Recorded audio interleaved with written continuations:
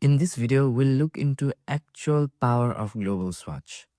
So to create a new global swatch, first of all, let's go to the swatches panel and click on the options icon of the swatches panel, and we can simply click on add global color. After clicking on add global color, you can see that a new global color box has appeared. Let's give this particular new global swatch a name.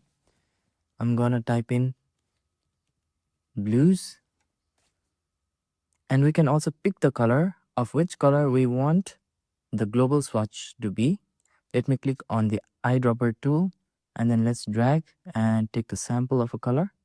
After taking the sample of the color, we can also see that there's a color wheel down here. We can also select the color that we want to make a global swatch. So as I'm satisfied with the blue color in this video, so I'll click on add to create a new global color. After clicking on add, you can see that a new swatch has been created right here, and it has a particular mark of a white at the bottom left of the swatch. So this indicates that it is a global swatch.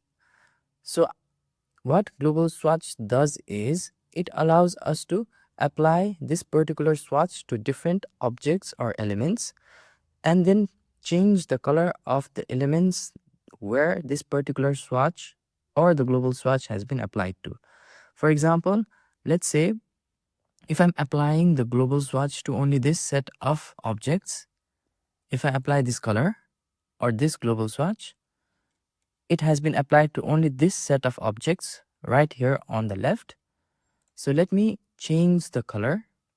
If I change the color to, let's say, orange, now you can see that the global swatch has changed the color from blue to orange only in this particular set of objects. Similarly, we can apply the global swatch to this particular object as well. But for this, let's create a new different global swatch. Let's go to the option of the swatches panel and then click the option add global color. Now you can see that a global color box has appeared right here. Now let's give in another name. I'll give the name of hills. We can add any random name here. So let us sample the colors. For this, let's sample the color from the color wheel right here. And after we sample the color of green, now let's go ahead and click on add to add a new global swatch.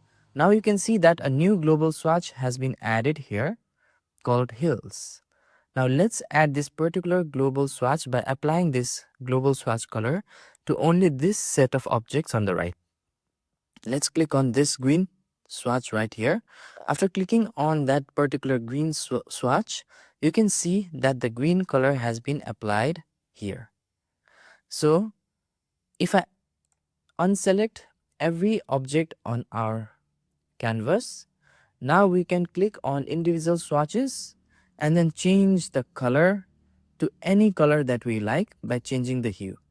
So this is the power of global swatch. That is, we can globally apply different colors through swatches or global swatches to different common elements or objects on our canvas. I hope you understood the concept of global swatch in this video. If you find this video helpful, please click on the like button. For more tips and tricks related to Affinity, click on the subscribe button. Thank you for watching this video and see you on the next video.